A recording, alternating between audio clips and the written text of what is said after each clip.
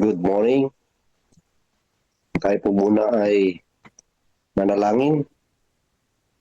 Mapagmahal po namin Ama, Diyos na nasa langit. Maraming salamat po sa umagang ito na binigyan kami ng panibagong buhay at lakas, pagkakataon, upang kayo po ay aming pupurihin, parangalan, pag-aralan ng inyong mga salita na siyang nagiging gabay po namin at inspirasyon po namin sa maghapon.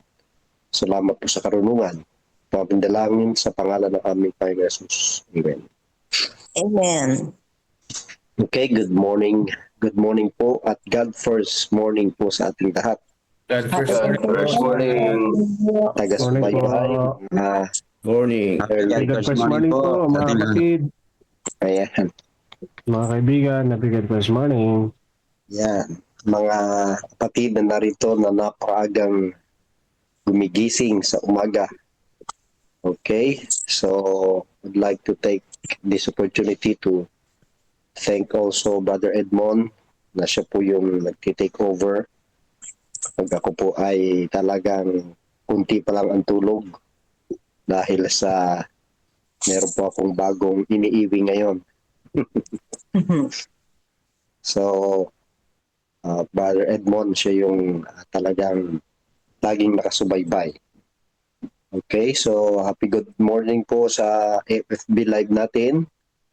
Kung kayo po ay nandyan lang sa Facebook, nag-aantabay, ang mahalaga po ay patuloy nating sinusubaybayan ang ating pong programa na siyang magbibigay po sa atin ng magandang mga aral na matutunan at magbibigay sa atin ng sama-samang pagsamba at pag-aaral po ng salita ng ating mahal na Panginoon.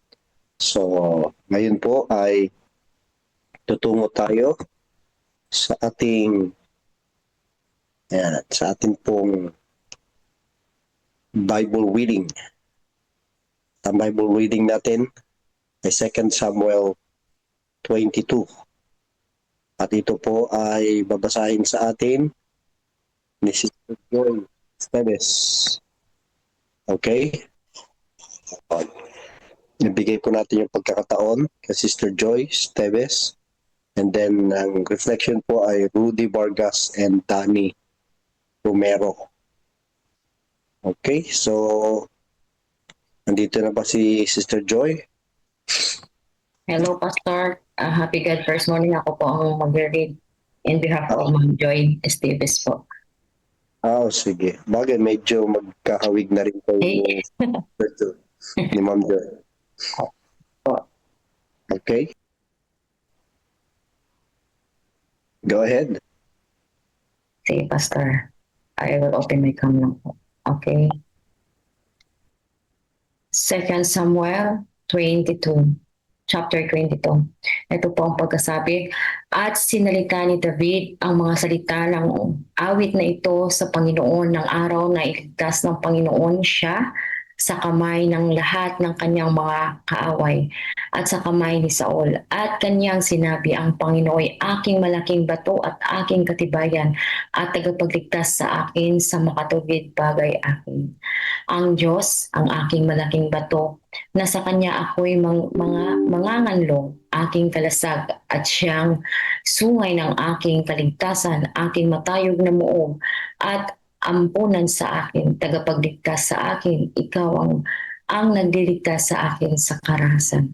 Ako'y tatawag sa Panginoon na karapat-dapat purihin. Sa ganya'y maliligtas ako sa aking mga kaaway, sapagkat ang mga alon ng kamatayan ay kumulong sa akin. Ang mga baha ng kalikuan ay tumakot sa akin. Ang mga panali ng Sheol ay lumibid sa akin. Ang mga silo ng kamatayan ay nagsisapit sa akin. Sa aking pagkahapis ay tumawag ako sa Panginoon. Oo, ako'y tumawag sa aking Diyos at kanyang dininig ang aking tinig mula sa kanyang templo at ang aking daing ay sumapit sa kanyang mga pakinig. Nang magkagayoy, umuga ang lupa at nayanig. Ang mga pinagtibayan ng langit ay nangakilos at nangauga sapagkat siya ay nagalit. umilang lang ang suusok mula sa kanyang mga butas ng ilong at apoy na mula sa kanyang bibig ay nanupok. Mga baga ay nangalap sa pamamagitan niyaon. Kanyang pinayukot din naman ang langit at bumaba. At sa limuot na kadiliman ay nasa ilalim ng kanyang mga paan. At siya'y sumakay sa isang kirubin at lumipad. Oo, siya'y nakita sa mga pakpak ng hangin. At ang kadiliman ay kanyang ginawang mga kulandong sa palibot niya na nagtisa ng tubig ng masisinsing alapaap sa langit. Sa kaningningan sa harap niya, mga bagang apoy ay nagsipag-alab. Ang Panginooy kumulog sa langit at ang kataas-taasan ay nabigkas ng tinig niya at nagpahilagpos ng mga palaso at pinangalat niya sila, umidlat at nangatulig sila.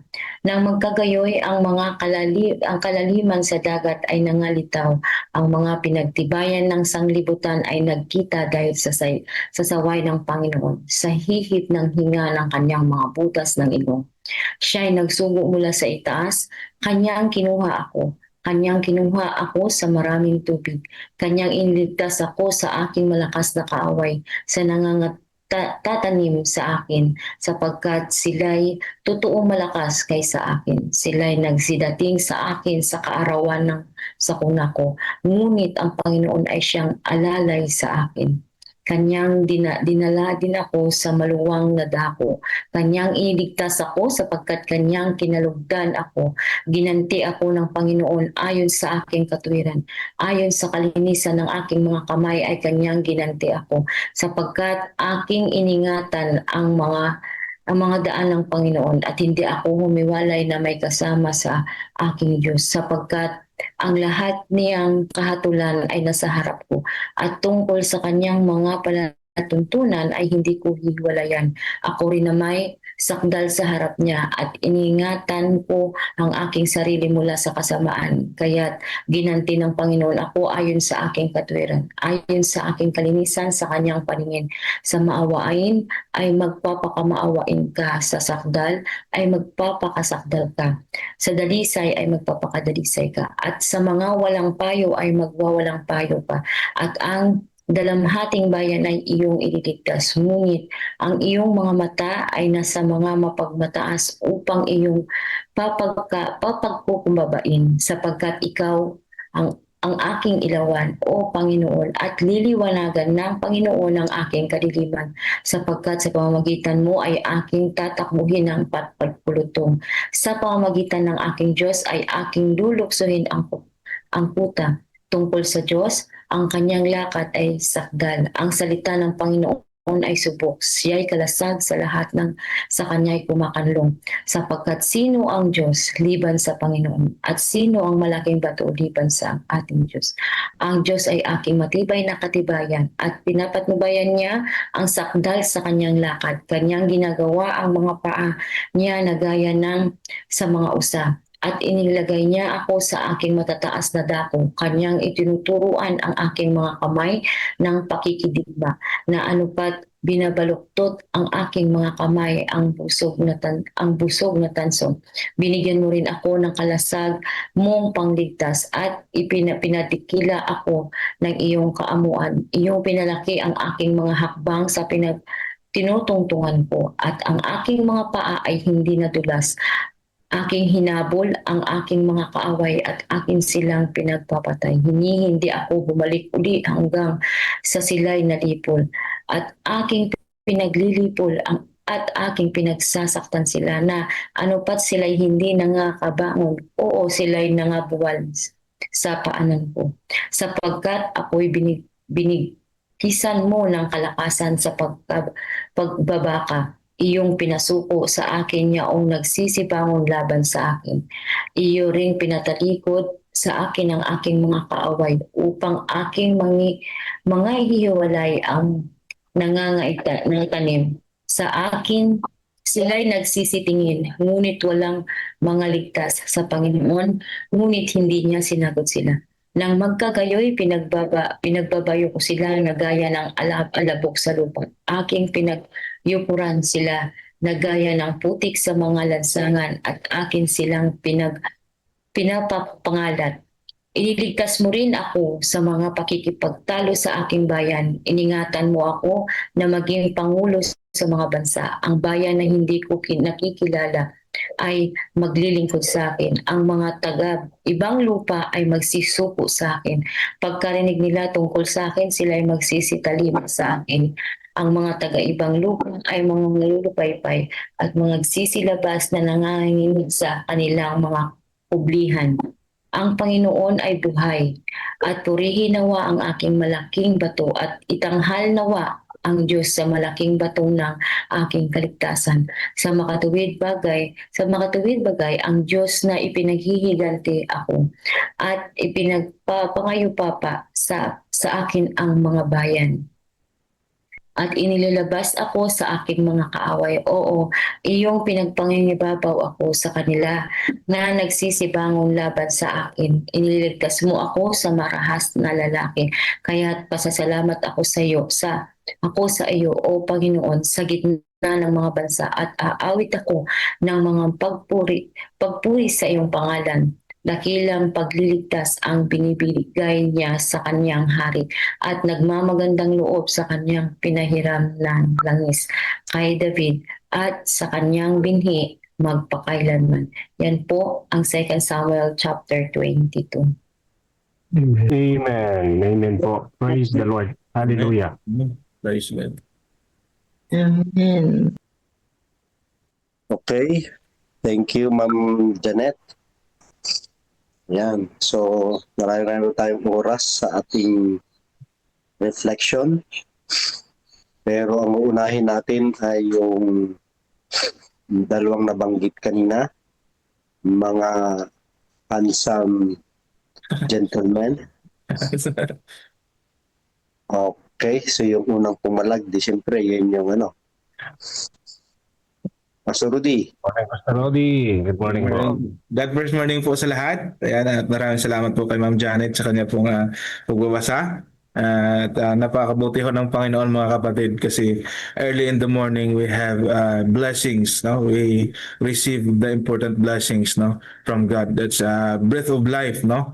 Siyempre ang panibagong pag-asa, no? At kalakasan at kalusugan natin pong natanggap. Kaya purihin palagi yung Panginoon at ang kaluwalhatian ay sa Kanya lang.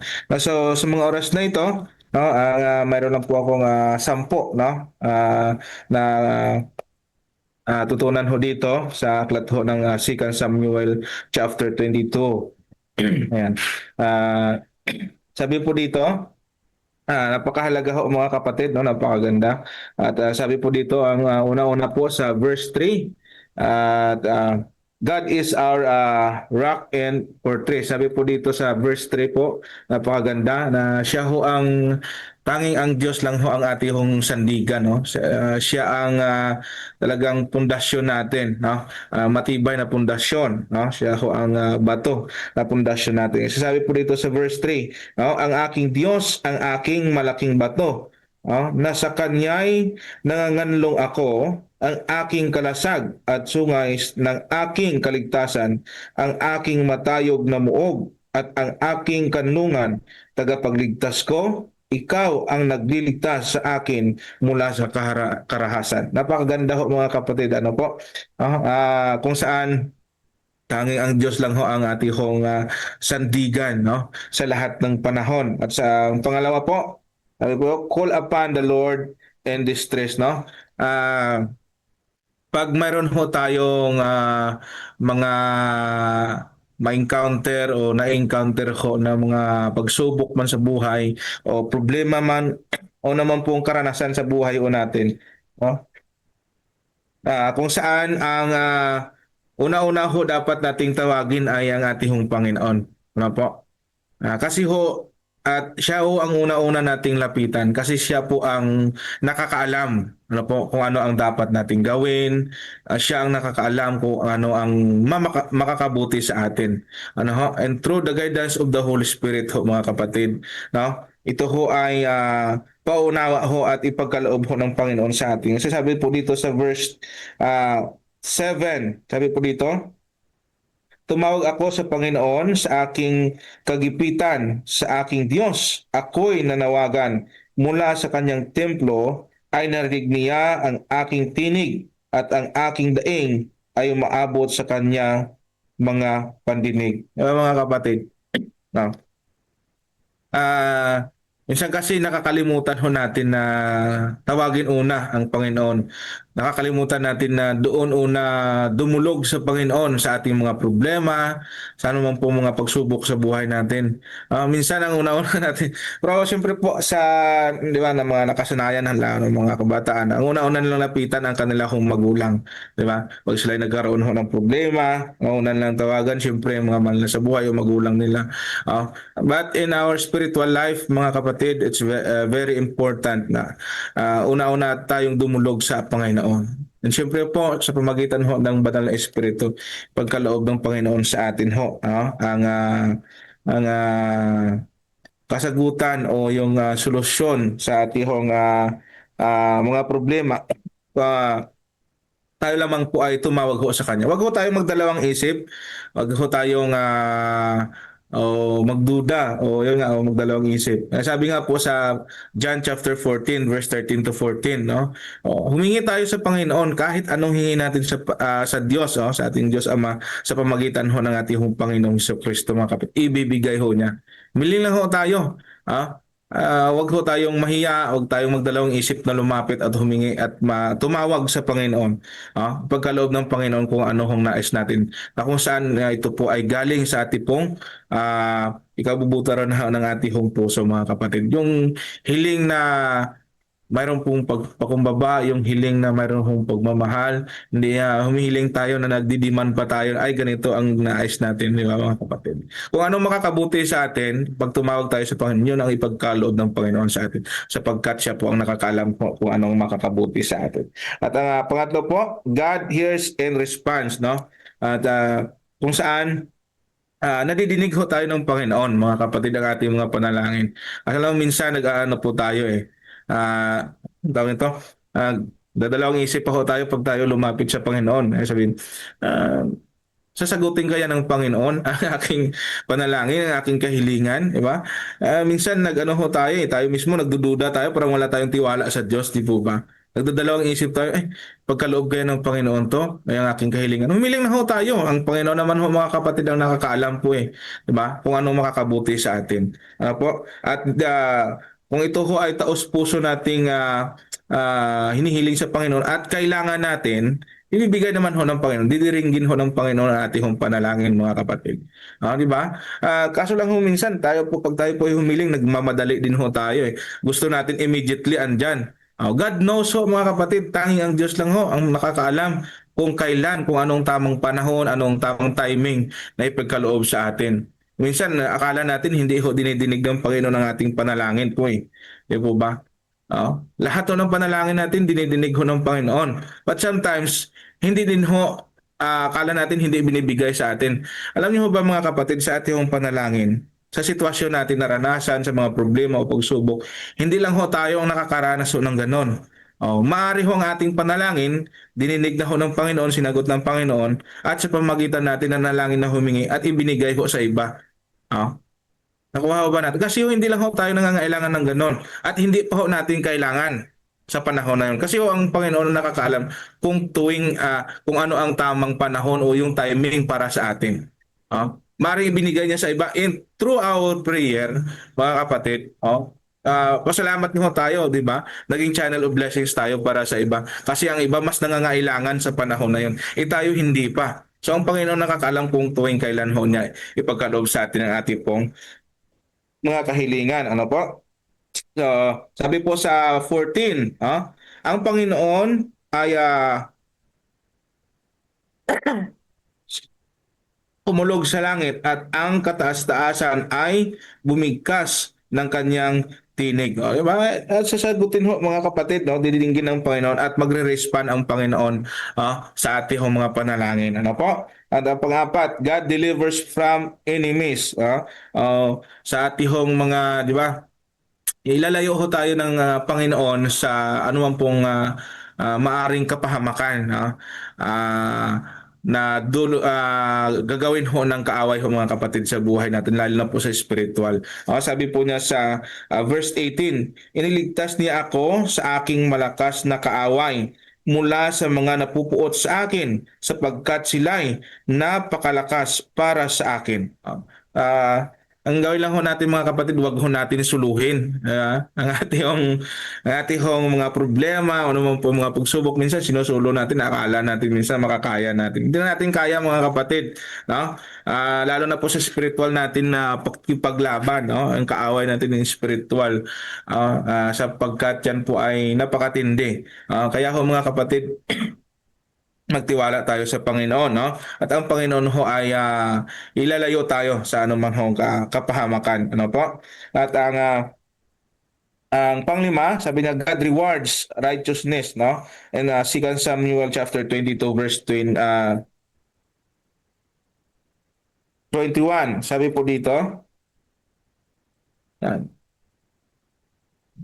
ginantimpalaan ako ng Panginoon ayon sa aking katuwiran, ayon sa kalinisan ng aking mga kamay, at ay kanya akong ginantihan, no? So napakaganda mga kapatid, at alalahanin ho natin, ano po?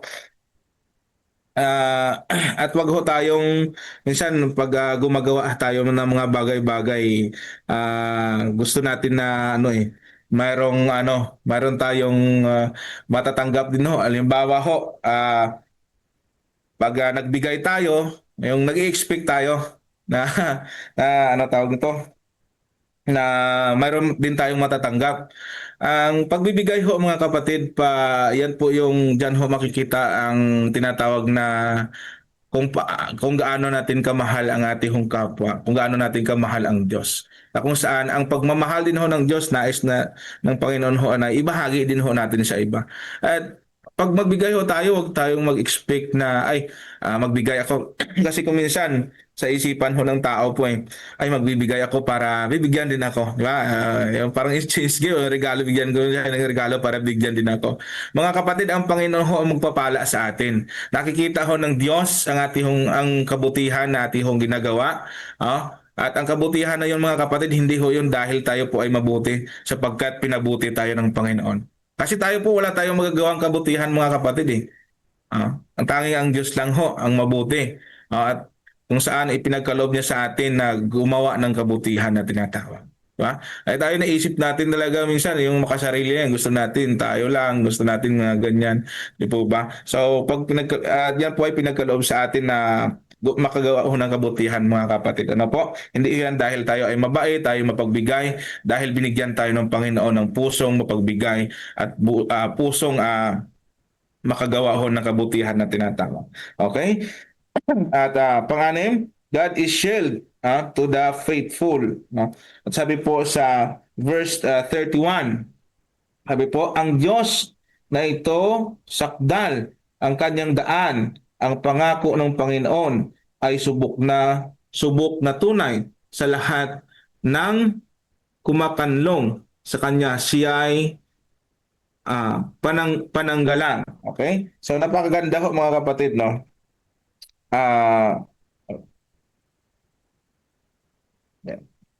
God is shield to the faithful, no? Siyempre po sa buhay ho natin talagang kailangan ho ay maging tapat ho tayo palagi sa ating Panginoon at proteksyonan tayo ng Panginoon mga kapatid. Diba? Yung yung tinatawag ho na paggawa ho ng kabutihan at katapatan na tinatawag.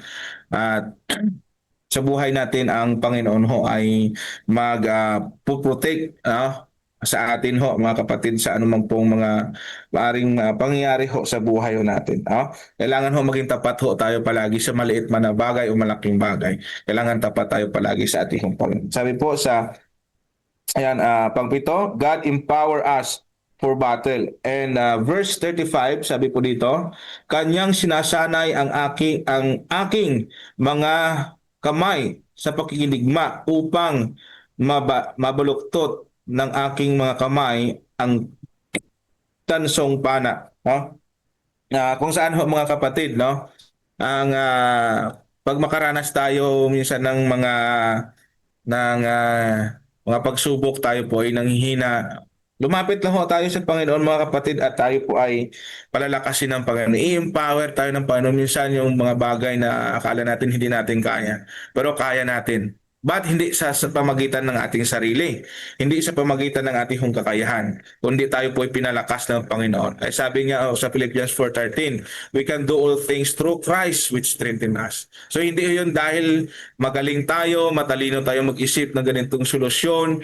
Hindi ho yung mga kapatid, sapagkat pinalakas tayo ng Diyos. At kaya ating kayang napatagumpayan ang mga battle o yung laban, lalo na po sa spiritual natin laban.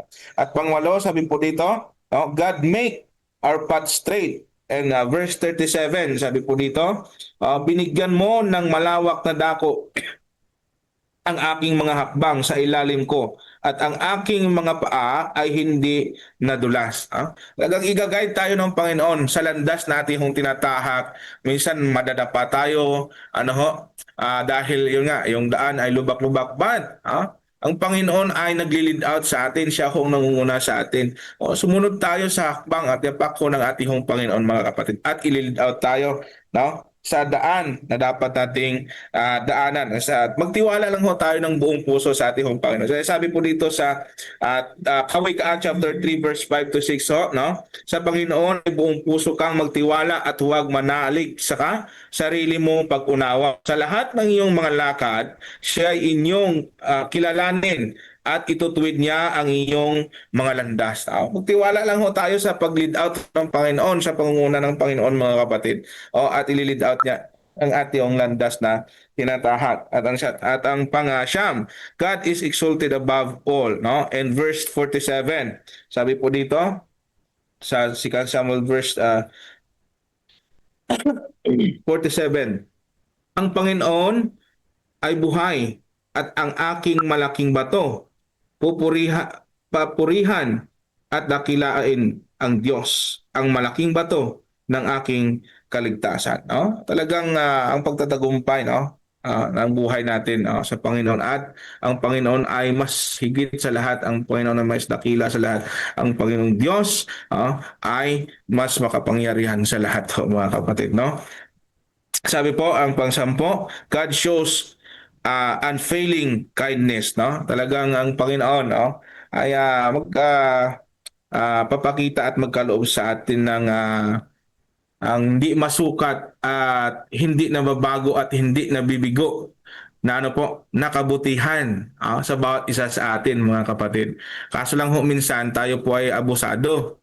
Pag pinagpala tayo ng Diyos, minsan abusado tayo, inaabuso natin ang kabutihan ng Diyos sa lahat ng panahon. Kaya lalahanin natin, mga kapatid, still humble lang palagi, at siyempre ang kabutihan ng Diyos, ibahagi din natin sa iba. I-share natin ang kabutihan ng Diyos sa buhay natin. I-share natin ang pag-ibig ng Diyos sa buhay natin. I-share natin ang pagpapala ng Diyos sa buhay natin. Sa mga tao na kapaligid sa atin. Sa lahat na sabi po dito sa verse 51. Welcome to Dakilang pagtatagumpay ang sa kanyang hari ibinibigay at nagpapakita ng tapat na pag-ibig sa kanyang hinirang kay David at sa kanyang binhi magpakailanman.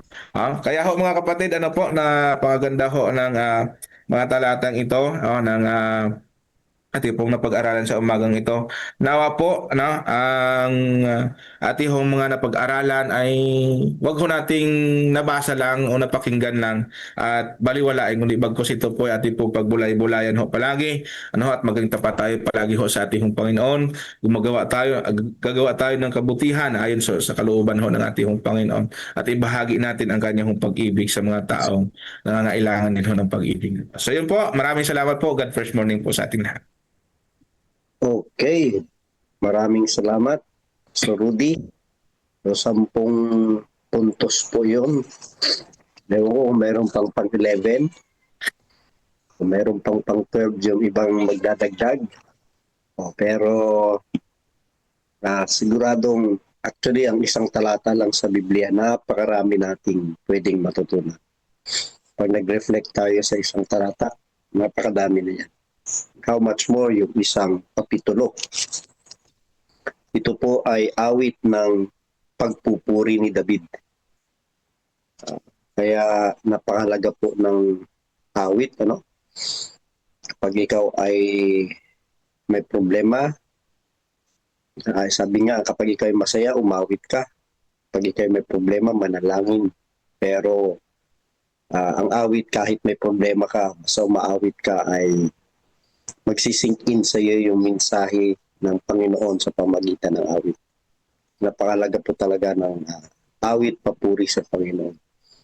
Kaya ito pong kapitulong ito ay awit ng pagpupuri ni David. Kaya nakikita natin na puro pagpupuri po ito kung paano naranasan ni David ang kahangahangang pagmamahal ng ating mahal na Panginoon. Okay, nandito ba siya? No? Si Danny Romero. Nandito po ba siya? Kasi kung wala siya, ay ibibigay natin yung ibang pagkakataon. Parang kanina pang nakataas ang kamay ni Pastor Seth, baka mangalay ito. Okay? So, sige, bigay natin kay Pastor Seth. Ang 11. God first morning, salamat po mga kapatid. Next ko lang pong ibigay yung practical na application natin sa panahon ngayon. Ang kapitulong ito po ay nais kong i-apply sa ating pamilya ngayon. Tandaan po natin mga kapatid, 2 Samuel po ay chapter 22. Nagsasabi na bago ka pa magtagumpay, mahal ka na ng Diyos. Kung yun po i-analyze yung buong chapter. Kaya nga sa pamilya, naisundan ito sa pamilya, ang Diyos ang pundasyon, hindi emotion o kita. Ang tahanan po ay, ang tahanan na nakasandal sa Diyos ay may katatagan kahit may unos. Tandaan po natin yan mga kapatid. Kahit maraming problema, kahit ikaw ay tinatantad na ng mga pagsubok, kapag ikaw ay nakasandal sa Panginoon, hindi ka maano sapagkat nakwininiwala na tayo iligtas. Bakit? Sapagkat siya ang bato. Sa iglesia po at mga leader natin, ang tagumpay sa ministeryo po ay hindi bunga ng strategy, kundi presensya ng Diyos. Si David ay mandirigma, pero kinilalas niya ang Diyos ang tunay na mandirigma para sa kanya. Kaya nga hindi siya nawaglit o hindi siya natalo ng mga kaaway. Sa mga manggagawa, mga kapatid na tulad ko, ang lakas sa gawain ng Diyos ang ipinagkakaloob, hindi ito pinipilit. Ibig sabihin mga kapatid, ang gawain po ay ipinagkakaloob sa manggagawa bilang ministeryo, hindi ito pinipilit. Hindi sariling kakayahan, kundi biyayang ipinagkakaloob ng Diyos. Kaya nga nakikita ko mga kapatid sa pinakabuod ng chapter 2, verse 22, ay nagtuturo ng isang radical na katotohanan. Ang Diyos ang pangunahing kumikilos sa kasaysayan ng ating buhay at ang ating papel ay tumugon sa Kanya iligtas na biyaya sa pamamagitan ng pagtitiwala at papuri sa Kanya. Kaya nga, hindi po ito tiluhiyan ng magsikap ka para tulungan ka ng Diyos. Ito ay tinulungan ka ng Diyos, kaya ka nakatayo ngayon. O tinulungan tayo ng Diyos, kaya tayo nakatayo ngayon. Mga kapatid, sa panahon ng self-reliance at self-glory, ipinapalaala sa atin mga kapatid ang chapter 22 ng 2 Samuel, hindi ikaw ang bida ng kwento ng iyong kaligtasan o hindi tayo ang bida ng kwento ng ating kaligtasan. Ang Diyos At kapag ang Diyos ang bida, kahit gaano kagulo ang simula, tandaan natin, ang wakas ay papuri. Kaya nga, the Lord, sabi nga, the Lord lives, blessed be by the rock, yung sinasabi sa 47. Kaya mga kapatid, tandaan po natin, ang Diyos ay lagi nating sandigan. Marami man tayong pagsubok na pinagdadaanan, sapagkat ang Diyos ang bato, ay kailanman hindi tayo matitinag. Tandaan natin mga kapatid, yung bato na tinatawag na chor, ang rock, ay larawan ng permanence, hindi nagbabago, mas mataas sa panganib, at kalungan mga kapatid. Kaya nga, ito ay tumutukoy sa immutability at faithfulness ng Diyos. Sa mundo na mabilis ang pagbabago, shifting, moral at unstable na lipunan, ang misahe ng Second Samuel mga kapatid ay ang kaligtasan at direksyon ng buhay ay hindi nakatipindi sa sitwasyon, kundi sa karakter ng Diyos. Yan po, God bless morning sa ating lahat. Okay. Maraming salamat po. Babasa na po tayo. Ay, Pastor.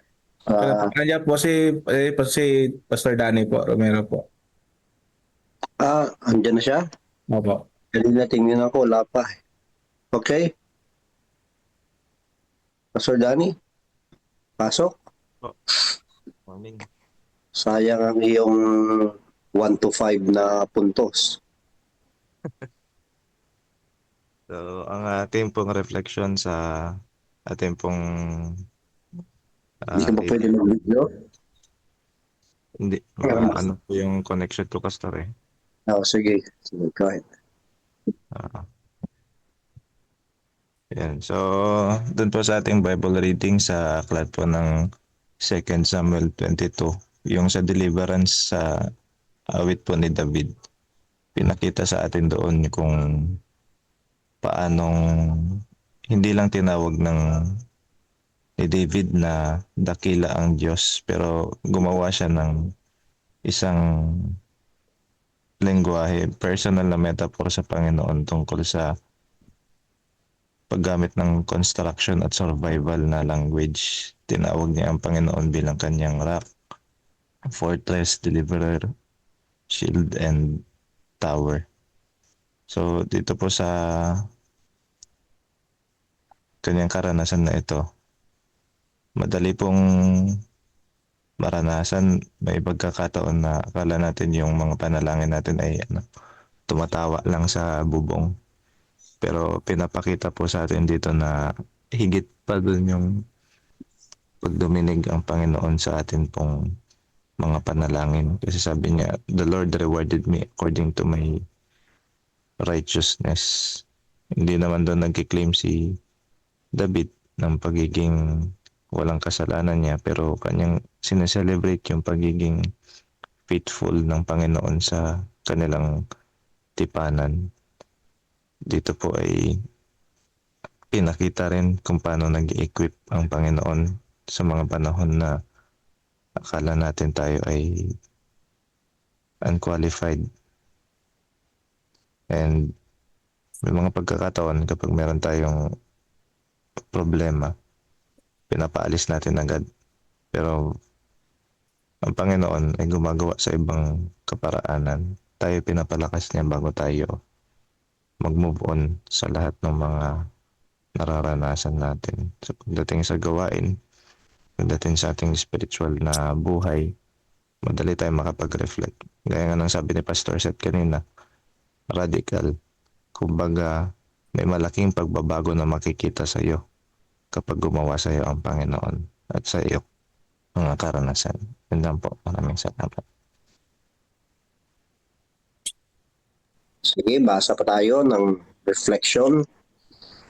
Dahil ang oras po natin ay nagmamatulin, pero at least po ay napapakinggan natin ang mensahe ng Panginoon. Sabi po dito sa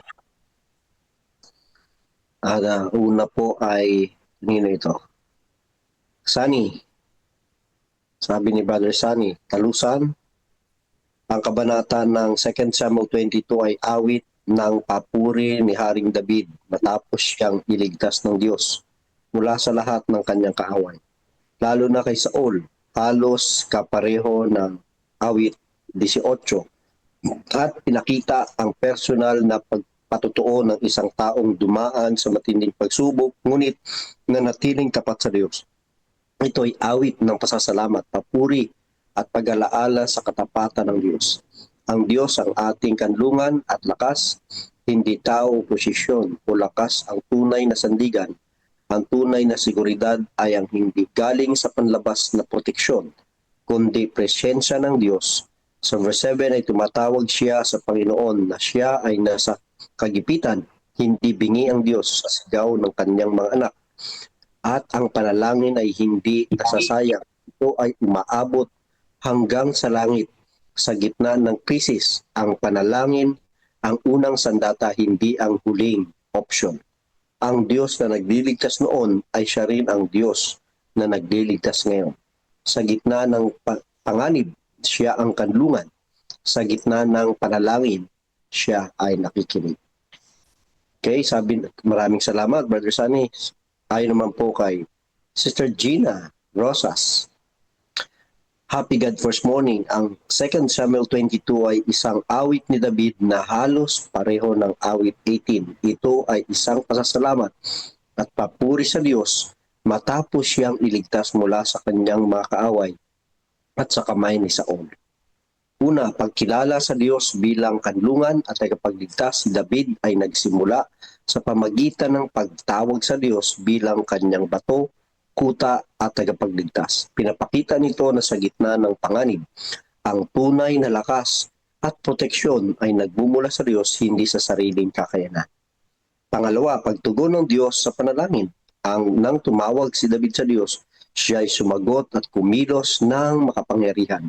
Ang paglalarawan ng Diyos bilang dumadagundong, kumikilos sa kalikasan at bumababa upang iligtas ay nagpapakita ng kanyang kapangyarihan at pagiging aktibo sa buhay ng nananalig.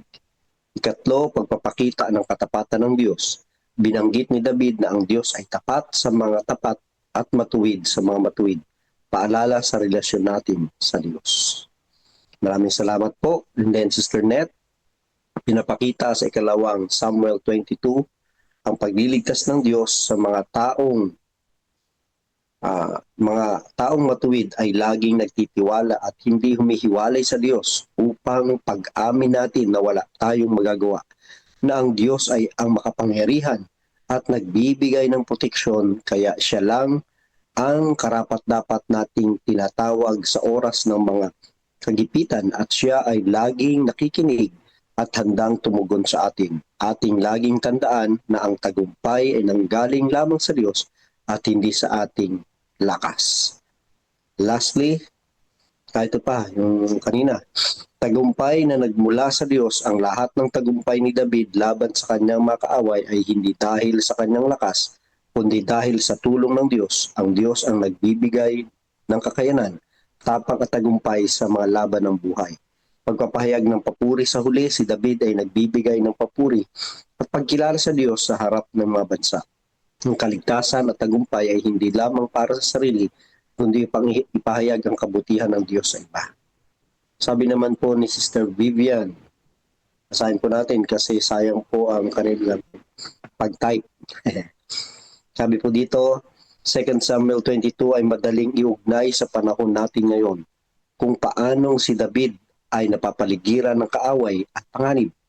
Ganito rin ang mundo natin ngayon, puno ng stress, problema sa pamilya, takot sa kinabukasan, at mabilis na pagbabago. Marami ang naghahanap ng seguridad sa pera, teknolohiya o sariling lakas. Ngunit tulad ng karanasan ni David, pinapaalala ng mga kabanatang ito na ang tunay na kaligtasan ay nagmumula lamang sa Diyos na ating sandigan at kanlungan. Sa ating makabagong panahon bilang mga Adventist, ang mensahe ng 2 Samuel 22 ay malinaw na ang Diyos ay hindi nagbabago. Kung iniligtas niya si David noon, handa rin siyang umalalay sa atin ngayon habang papalapit ang huling mga araw. Tinatawag tayong magtiwala, manalangin at manatiling tapat sapagkat ang Diyos na ating pinaglilingkuran ay siya ring magdadala sa atin sa tagumpay kahit sa gitna ng magulong mundo. Okay, maraming salamat po sis. 2 Samuel 22, sabi ni Brother Romel, ang refleksyon nito ay nagtuturo na sa gitna ng matinding kagipitan, ang panalangin at pagtitiwala sa Diyos ang tunay na sandata. Kinikilala ni David na ang lakas at tagumpay ay nanggagaling lamang sa Panginoon. Maraming salamat, Brother Romel. And then, Sister Regina Cruz, kung makikita ng bawat tao ang pagliligtas ng Panginoong Diyos, ang bawat tuhod ay luluhod at sasamba sa Kanya. Tulungan nawa tayo ng Diyos na makita ang mga kahangahangang ginagawa at gagawin para sa atin upang maipanalo ang laban ng buhay. Ang mga refleksyon. Salamat, Sister Regina. And then, Sunny, ang refleksyon na nakita ko dito ay naalala ko ba ang Diyos kapag tapos na ang laban o bago pa ang laban? May mga pasasalamat ba ako o puro hiling lang? Kaya ko bang balikan ang mga pagsubok at sabihin dito, ako iniligtas ng Diyos. Ito'y paalala na huwag kalimutan ng Diyos pagkatapos ng tagumpay. Okay? So, ilan pa ito? Brother Romel again, sabi, ang Diyos bilang tagapagtanggol, ang pananampalataya sa gitna ng krisis, sabi ay tinawag ni David ang Diyos na bato, muog at kanlungan.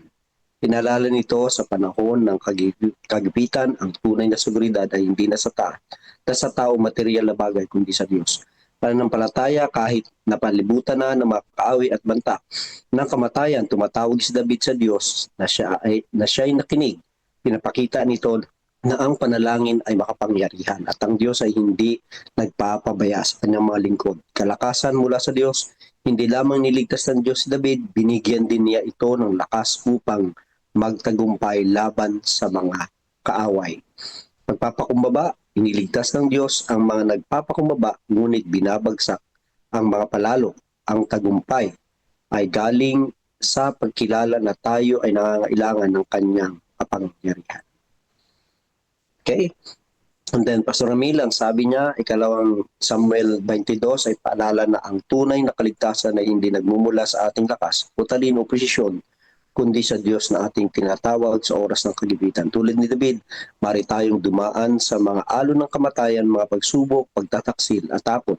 Ngunit pinapakita ng kabanatang ito na ang Diyos ay hindi tahimik kapag ang kanyang mga anak ay dumaraing. Siya ang bato na hindi natitinag, ang mandirigmang lumalaban para sa atin at ang Diyos na nalulugod sa relasyon. Hindi sa forma ng relihiyon lamang. Ang tagumpay ni David ay hindi kwento ng perpektong tao, kundi kwento ng tapat na Diyos. Gaya sa gitna ng mga laban, ang pinakamalagang tanong ay hindi gaano ako kalakas, kundi nasa bato ba ako nakatayo. Sapagkat ang Diyos ang ating buog, ang anumang bagyo ay hindi magtatagal at ang ating kwento ay magtatapos din sa papuri. Sabi ni Minda Soriano, ang 2 Samuel 22 ay awit ni David. Okay? Na awit ni David na papuri sa Panginoon. Sinasabi ni David na ang Diyos ang malaking bato at siya ang kanyang kanlungan. Kung i-apply natin sa ating buhay, ang Diyos ay tapat sa kanyang mga pangako at siya ang ating muog. Kaya sa kanya lang dapat magtiwala sa ating mga pagsubok na naranasan sapagkat wala tayong magagawa sa ating mga sariling kakayanan kung hiwalay tayo sa Diyos. Lagi nating unahin ang Diyos sa ating buhay dahil ang Panginoon lang ang ating bato, muog. Happy God first morning. Yeah. Maraming salamat po. Tunay lang mga kapatid, no, na kayo bawat sa atin ay nag-i-enjoy sa pagbabasa ng salita ng Diyos. At nakakatuwa na marami ang nagbibigay ng inyong mga reflection. Ibig sabihin, you rely on the Bible and what the Lord speaks to you ay yun yung mensahe niya sa bawat isa sa atin. Ang maganda po ay ang Diyos mismo ang nagbibigay sa atin ng mga mensahe. Kaya sabi po, Pastor Jerry, tough times never last, but tough people do those who trust in the Lord endure all trials of life with God. Okay? Amen? Amen. So yun na yung conclusion of the whole matter. Tough times never last, but tough people do those who trust in the Lord endure all trials of life with God. Okay? So, praise the Lord for that. At tunay po mga kapatid ng inyo pong mga reflection ay nagsasabing tayo'y matyaga na nag-aaral ng salita ng Diyos at nangungusap siya sa atin sa mga talatang ating binabasa. God is so happy to see us pondering the Word of God because we believe we should be grounded by His Word. Okay, so let's proceed now sa ating devotional Jesus Wins, and then let us hear first or watch first the CDA history. Prayer po muna, Pastor. Let's pray. Salamat Panginoon na kayo po ang nangusap sa amin. Ang mga reflection po na aming nakita sa talata po o sa kapitulo po ng 22 ng ikalawang Samuel ay tunay na nagbigay sa amin ng inspirasyon. Kaya tulungan niyo po kami na mas lalong kagiliwan po namin basahin ang inyong salita araw at gabi dahil ito po ang siyang kailangan namin upang mas lalong maging matatag ang aming pananampalataya nakatayo sa bato dahil ikaw, Panginoon, ang bato na kailanman ay hindi matitinan. Salamat po sa inyong pangunat gabay sa amin sa pangalan ng aming Panginoon Jesus. Amen. Okay, go.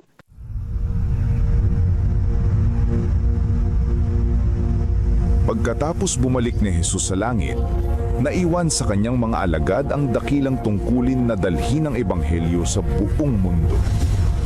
Puspos ng banal na espiritu, ang mga lalaki at babaeng ito ay buong tapang at kapangyarihan na ipinangaral ang mensaheng kanilang natanggap at abutin ang lahat ng sulok ng mundo. Ngunit hindi ito nangyari nang walang matinding pagtutol. Una mula sa mga Hudyo at pagkatapos mula sa pamahalaang Romano. Maraming Kristiyano ang nanatiling tapat hanggang kamatayan. Tiniis ang pagpapahirap at kahihiyan sa harap ng mga masayang manood sa Circus Maximus at Colosseum sa Roma at sa buong imperyo. Gayunpaman, ang dugo ng mga martir ay naglatag ng daan para lalo pang lumaganap ang ebanghelyo. Pagkalipas ng mga taon ng pag-uusig ng mga emperador ng Roma, isang emperador na nagngangalang Constantine ang nagpahayag ng kanyang pagtalima sa Kristyanismo noong 312 AD. Naging tanyag ang Kristyanismo, ngunit kasabay nito ay pumasok din sa simbahan ang maraming paganong kaugalian at simbolo, lalo na sa Roma. Ang obispo ng Roma ay unti-unting nagkaroon ng higit na kapangyarihan at autoridad at nagsimulang tutulan at usigin ang mga taong kumikilala kay Jesus lamang bilang ulo ng iglesia at tumatanggap sa Biblia lamang bilang pinakamataas na pamantayan ng katotohanan. Upang makatakas sa lumalalang pag-uusig, ang tunay na bayan ng Diyos ay umatras patungo sa mga liblib na lugar ng Europa. Sa hilagang Italia, ang mga Waldenses ay nagtago sa mga kabundukan. Marami ang pinatay ngunit patuloy na nagningning ang liwanag sa kadiliman sapagkat ang Diyos ay nananatiling may kontrol. Siya ay nagbangon ng mga lalaking tulad ni Wycliffe, Hus, Tyndale, Luther, Calvin at Zwingli upang tumindig para sa katotohanan. Ipinaglaban nila ang Biblia lamang, pananampalataya lamang, at si Kristo lamang.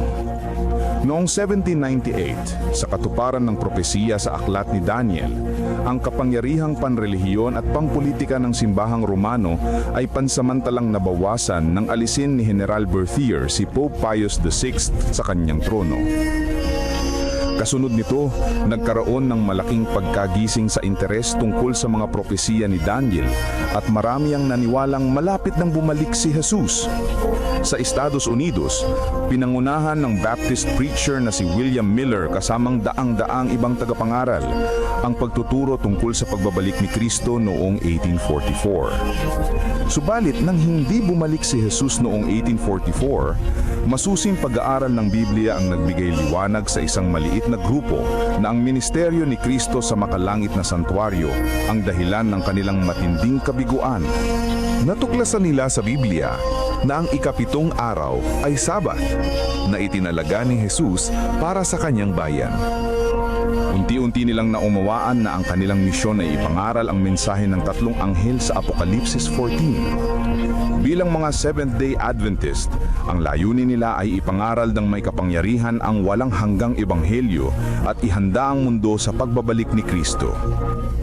Mahigit sa 160 years na ang lumipas, mga taong dumaan sa dalawang World War, maraming kampanyang militar, mga krisis sa ekonomiya, ang pagtaas ng ateismo at sekularismo at pagdami ng populasyon ng mundo. Dumami rin ang mga natural na kalamidad na pabalik-balik at lumalala. Sa panahong ito, ang misyon at mensahe ng iglesia ay mas may kabuluhan at mas agaran kaysa dati. Si Jesus ay malapit nang dumating at ang mundo ay dapat na maihanda. Maghanda sa pagsalubong sa Diyos. Amen. Amen. Amen. Pagkalog po natin kay Yvonne Paz ang Jesus Wins reading.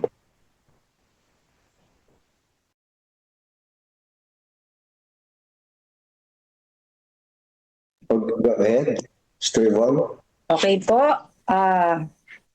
Happy God first morning po sa bawat isa. Tayo po ay nasa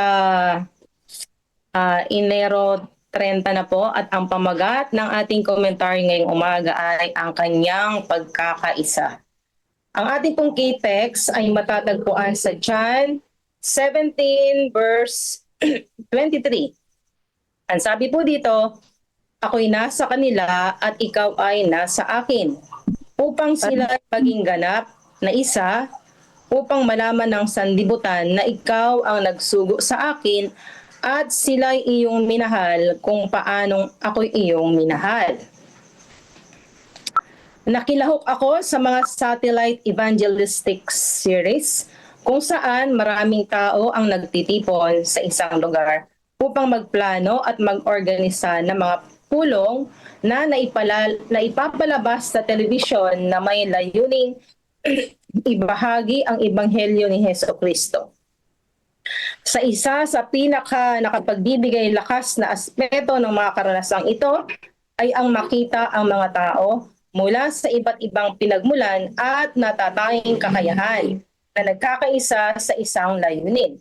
Ang ibahagi ang pagtubos ng Diyos sa pamamagitan ni Jesus at ang kanyang pag-ibig para sa sangkatauhan. Sa kanyang ebanghelyo, naitala ni Juan ang isang panalangin ni Jesus na tinawag na ang panalangin ng mataas na pari. Sa panalangin ito, siya ay humihiling sa Ama na ang kanyang mga tagasunod ay magkaisa sa isang layunin upang silang lahat ay maging isa. Gaya mo, Ama, na nasa akin at ako'y sa iyo, sana sila'y manatili sa atin upang ang sanlibutan ay sumampalataya na ako'y sinugo mo. Yan po ay natala sa John 17 verse 21. Ang bawat minamahal na mananampalataya ay natatangi sa mga mata ng Diyos at hindi niya tayo hinihinging isuko ang ating natatanging pagkatao na ibinigay ng Diyos. Ang layunin ng pagkakaisa ay palaging upang ipakilala si Jesus sa mundo.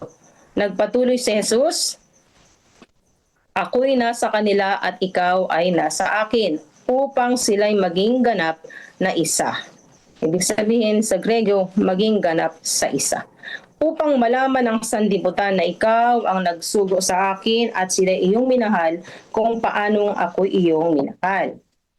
Ang layunin ng pagkakaisa ay hindi ang pagiging pareho, kundi isang ebanghelistikong mensahe. Ang ipakilala si Jesus at ang kanyang pag-ibig para sa lahat. Isang pribilehiyo ang makasama ang isang grupo ng mga tao na ang pangunahing layunin ay ipahayag ang pag-ibig ng Diyos na naipapakita kay Jesus. Napagtanto mo ba sa talatang ito na nais ng Diyos na malaman mo na mahal ka niya? At mahal ka ng Ama gaya ng pagmamahal niya kay Jesus. Wow! At hindi lang iyon, nais niya na makasama ka magpakailanman. Sa talatang 24, Ama, nais kong ang mga ibinigay mo sa akin ay makasama ko kung saan ako naruroon. Yan po ang prayer ni Jesus. Personal ko itong inaangkop. Sabi po ng author, nais kong makasama si Elizabeth. Ayan, yung mga pangalan na nais nating isama. Ilagay mo rin ang iyong pangalan doon dahil nais ni Jesus na makasama kanya. Naway tayo ay maging bahagi ng isang komunidad na nagkakaisa kay Jesus na may layuning ibahagi si Jesus sa mundo. Ito pong okay, dito po ay meron po akong sa aking reflection. Sabi nga po ay kung papaano tayo naging ang Diyos, ang anak ay naging isa, kung paano siya isinugo ng ng kanyang Ama upang dalhin ang mabuting balita ng kaligtasan sa mundong ito. Yun din po ang panalangin ng ating Panginoon, na tayo bilang kanya pong mga anak na tumanggap sa kanya ay maging mai-represent din po natin siya bilang ating Diyos. Yung kanyang pagmamahal sa mga tao, kung paano rin po sila ay magkaroon po ng kaligtasan sa buhay po natin na ito. Sa mundo po ito na ating ginagalawan na tunay na napakagulo. Kaya napaka mamahal po talaga tayo ng ating Panginoon. Ano po? Ang sabi niya ay kung saan siya naroon ay nais niya na maisama rin po tayo doon. Na yun din na ang maging prayer natin na bilang mga Seventh-day Adventists ay kung paano yung nais ng Diyos ay makapaglapit din tayo ng mga kaluluwa sa ating sa paanan po ng ating Panginoon. Di po ba yung will niya, yung commission niya sa atin na ipahayag ang mabuting balita, madalhan ng pabalita ang mga tao na bagamat parang napaka-imposible yung lugar na yon, di po ba no? Pero napakagandang mapasok po natin na madala natin kasi yun lang naman ang ano ng Panginoon sa atin, gampanan po natin yung responsibilidad na ibinigay sa atin at siya po ang gagawa. Ayan, sabi nga huwag tayong manghimagot kasi di ba bilang mga tao, bawat isa merong tayong kanya-kanyang gampanin. Ano po, bagamat iba-ibang lahi, sabi nga nung una ay pero meron tayong kanya-kanyang gampanin. Ayan, si Brother Romel, meron niyang gampanin, meron akong gampanin, ang mister ko, lahat po tayo na doon sa paligid natin na tayo lang po yung makakarating doon po sa lugar na yon. At nais ko pong, at sabi nga po ay mga kapatid, marami talaga pong mga tao ang naghihintay lamang po sa atin na mapuntahan po natin mga kapatid. Ayan.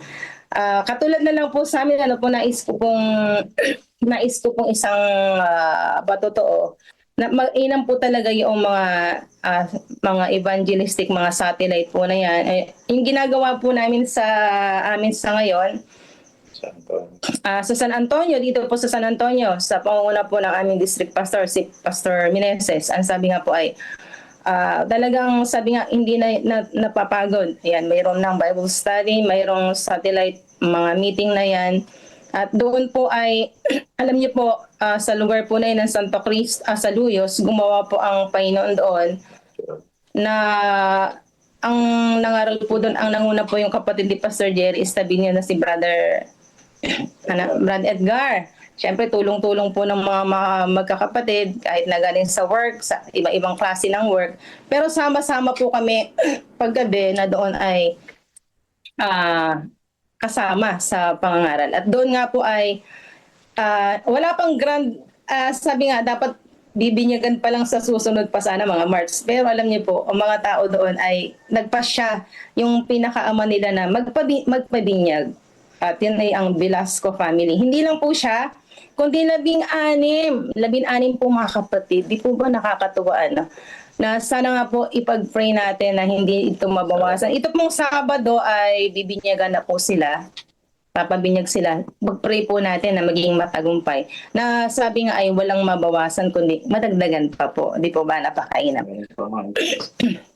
May mga interest pa po. At mayroon pa rin mga satellite na darating. Ngayon po, bilang LE naman po, nais ko rin pong i-share kasi marami rin kami na-encounter kahit mga kapwa din natin na sinasabi nila, meron pa bang kumukuha ng mga aklat ninyo? Ng mga ganyan, marami na tayong meron ng kumbaga may mga gadget na may internet. Pero sabi ko po ay, sabi namin sa Panginoon ay basta kami ay hahayo.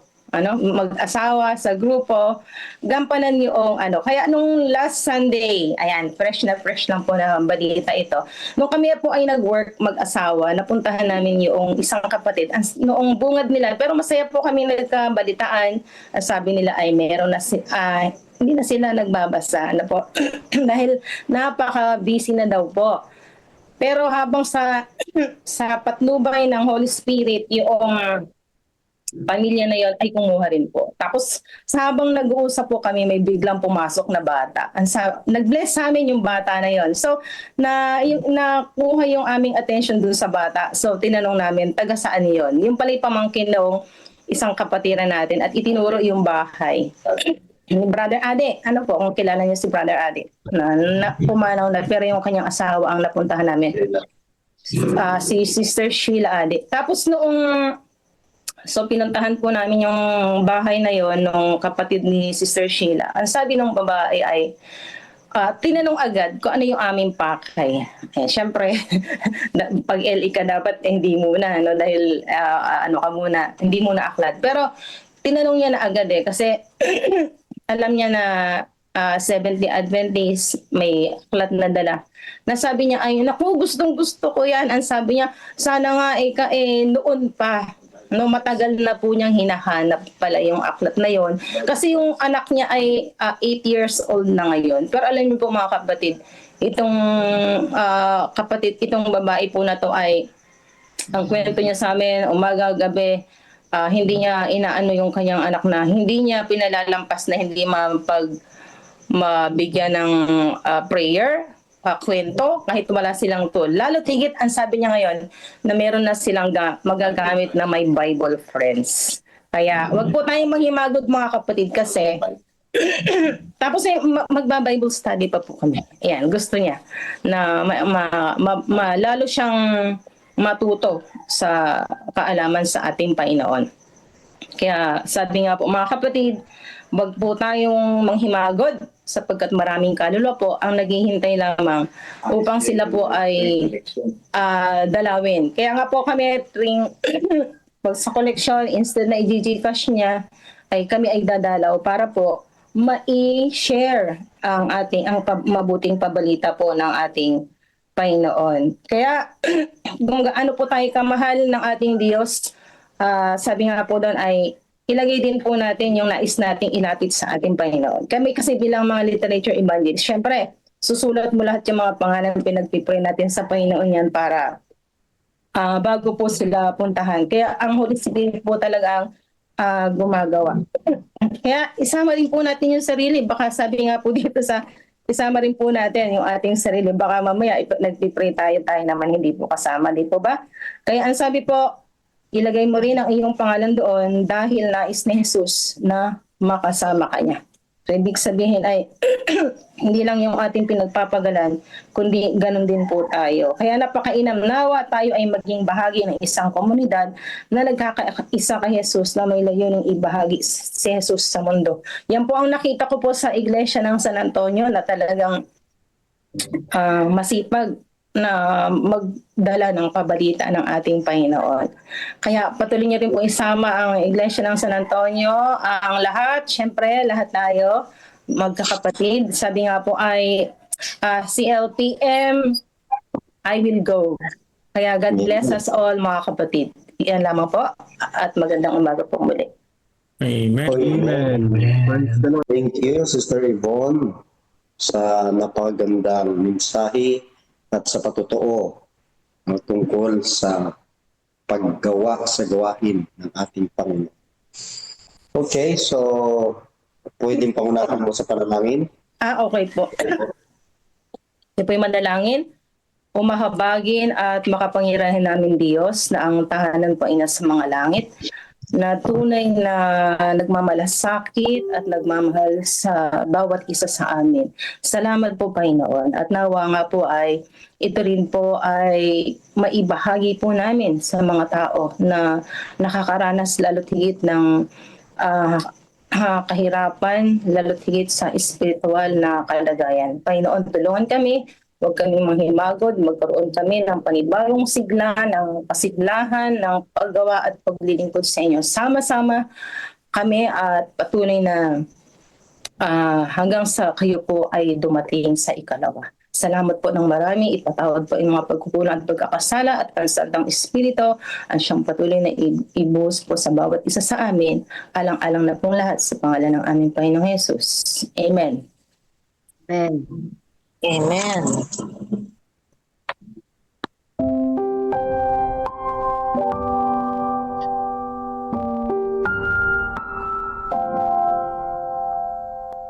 Ginagantimpalaan ng Diyos ang katapatan.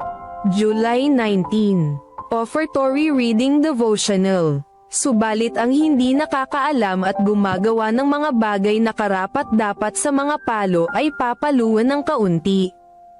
Ngunit sa bawat binigyan ng marami ang hihingin sa kanya, at sa kanya na pinagkatiwalaan ng marami ay higit na marami ang kanilang hihingin sa kanya.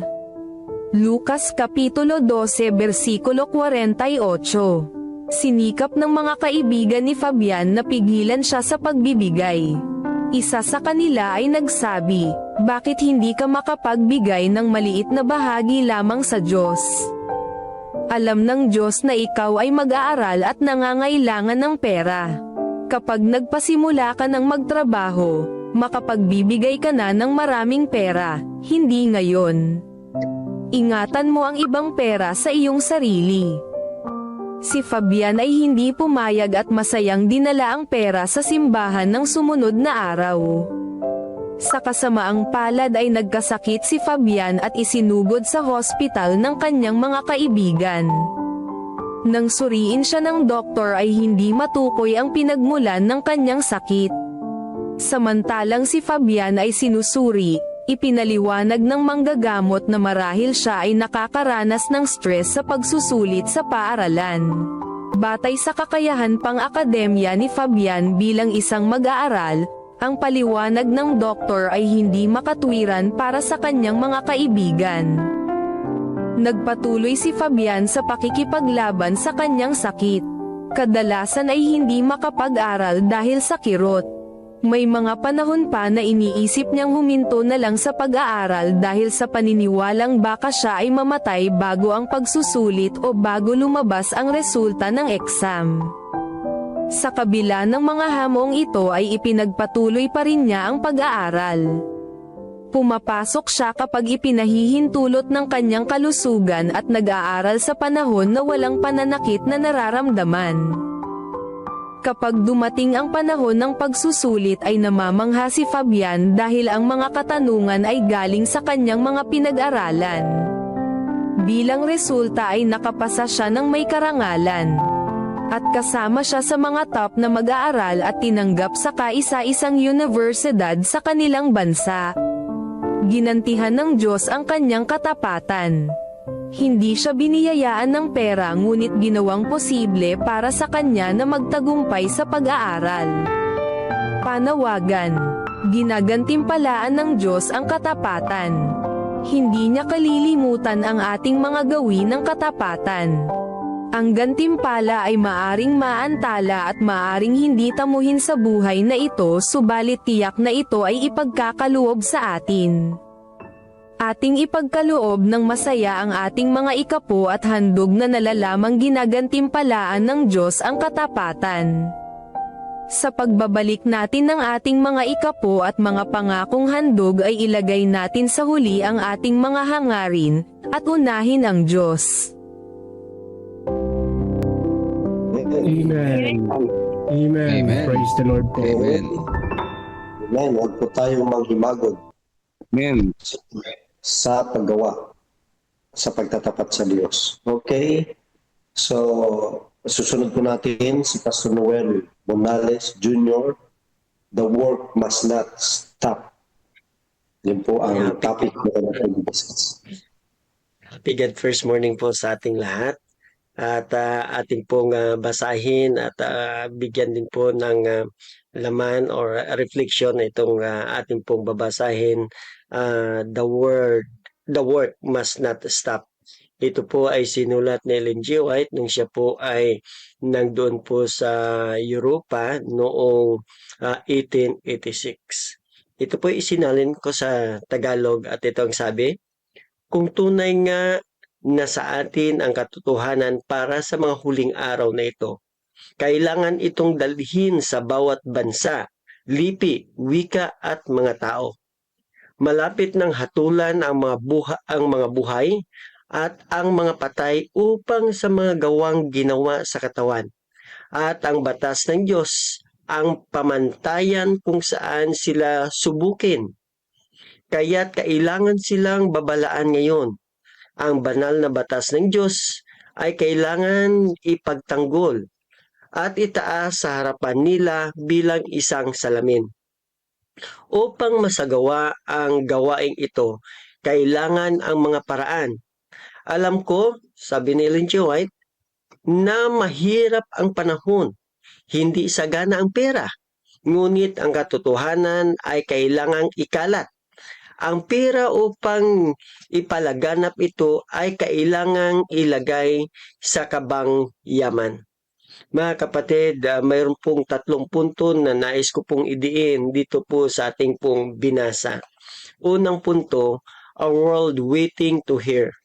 May mga tao, maraming mga tao sa mundo ay naghihintay na makarinig at makapakinig ng salita ng ating Panginoon.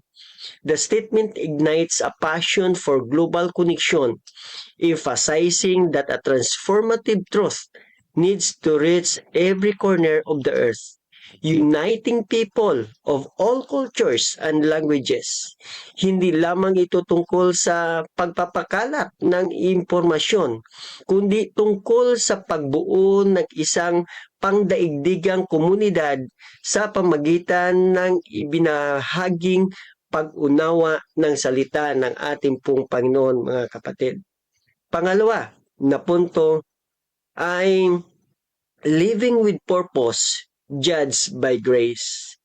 Ito po, mga kapatid, ay nagsasabi ng ating binasa ay nagsasalita sa isang malalim na pakiramdam ng pananagutan na nagpapaalala sa atin ng ating mga aksyon, mga kapatid, ay may kahulugan at nag-aambag sa isang mas malaking salaysay. Ngunit nag-aalok din ito ng pag-asa na tayo ay ginagabayan ng isang banal na batas na idinisenyo upang itaas tayo, hindi upang hatulan tayo, at na ang ating mga buhay ay susuriin ng may katarungan at pagmamahal. At ang pangatlo, mga kapatid, na nais ko pong idiin ay investing in impact, fueling movement. Kinikilala ng pahayag ang mga hamon ng ating panahon, ngunit nagbibigay inspirasyon sa atin upang makita ang higit pa sa kanila. Ito ay isang panawagan upang maging aktibong kalahok sa isang bagay na mas malaki kaysa ating sarili. na nag-aambag ng ating mga kukunan upang bigyan kapangyarihan ang isang kilusan na hawakan ang hindi mabilang na mga buhay at huhubog sa hinaharap. Hindi lamang ito tungkol sa pagbibigay ng pera. Ito ay tungkol sa pamumuhunan sa isang pamana ng positibong pagbabago. Kaya mga kapatid, ito din po ay parati kong sinasabi na Seventh-day Adventist Church is not only a big religious group, but it is a movement carrying the three angels' messages, preparing every individual in the whole world for Christ's soon return. Kaya ito po ang mataimtim kong dalangin mga kapatid, na lahat tayo, sabi nga po ng ating former president, walang kasali, lahat kasali, walang saling pusa. At ito po ang aking dalangin, na lahat tayo ay sama-samang bubuhat sa gawain ng ating Panginoon, ng gawain ng ating pong Panginoon mga kapatid, ay maipalaganap sa buong sanlibutan at magkagayon siya ay darating na at tayo ay makapunta na sa kaharian na kanyang inihanda para sa ating lahat. Happy God First Morning sa bawat isa sa atin. Amen. Amen po. Okay, so atin na pong ipagkaloob at gagawin po natin ngayon ang ating tinatawag na Acts Prayer. Silent prayer po nga tayo ng at least 1 minute, and then Acts Prayer po natin. Paunahan tayo ni Sister Marilyn Dasoy sa Adoration and Confession, and then sa Thanksgiving and Supplication po ni Brother Romel Similan. Okay, so gawin na po natin ang silent prayer.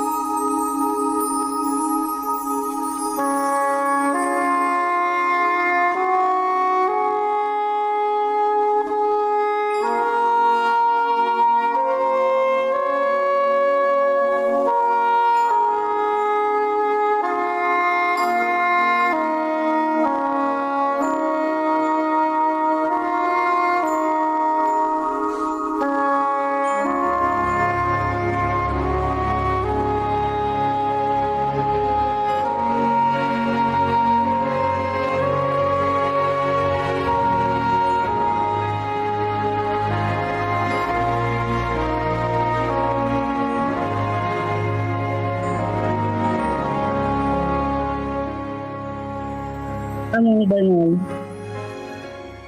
na mahabagin, mayaman, mapagpatawad, punong-puno ng pag-ibig. Ikaw ay makapangyarihan, pinagmula ng pag-asa, pagpapala, nagliligtas, pag-aaliw, tumutulong sa lahat ng pangangailangan, pisikal at espiritual. Nagpapagaling ng mga karamdaman. O Diyos, walang sawa ang aming pagpupuri, sapagkat sa iyo namin nasusumpungan ang tunay na kapayapaan. Dakila po namin, Ama.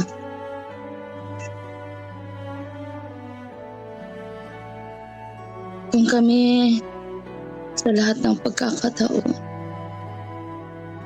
mahina kami,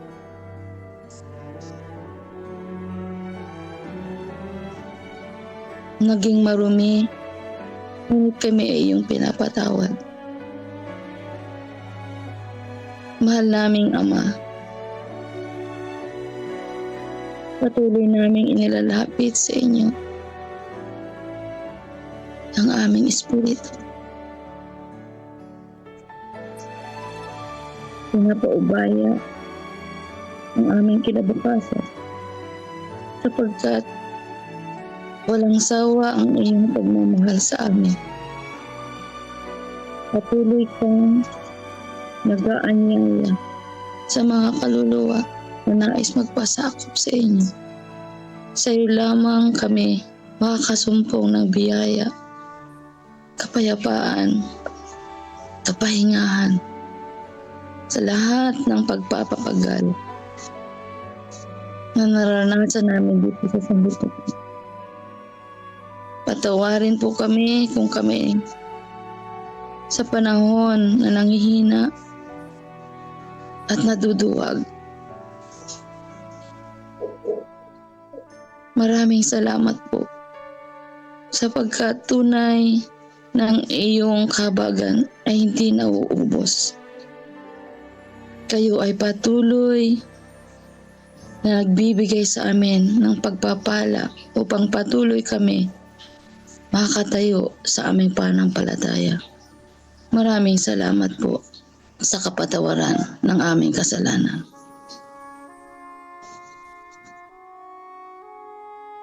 Napagpatuloy po, Ama. Sa umagang ito, kami po ay lubos na nagpapasalamat sa inyo pong banal na harapan. Tunay po, Ama, na kayo ay napakabuti sa bawat isa sa amin na narito ngayon. Maraming salamat po sa mga mensahe na aming narinig ngayong umaga.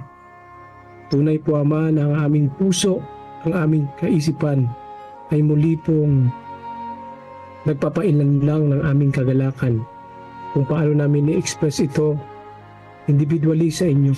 Tulungan kami na ito po ay maisabuhay at aming itong lakaran sa ngayon po sa inyong kalooban. Kaya po, Ama, maraming salamat po sa mga pagpapala na patuloy niyo pong ipinagkakaloob sa amin bilang magkakapatid kay Kristo. Na hindi niyo po kami pinabayaan sa lahat po naming mga pangailangan. Batid niyo po ang bawat narito ngayon sa platform na ito.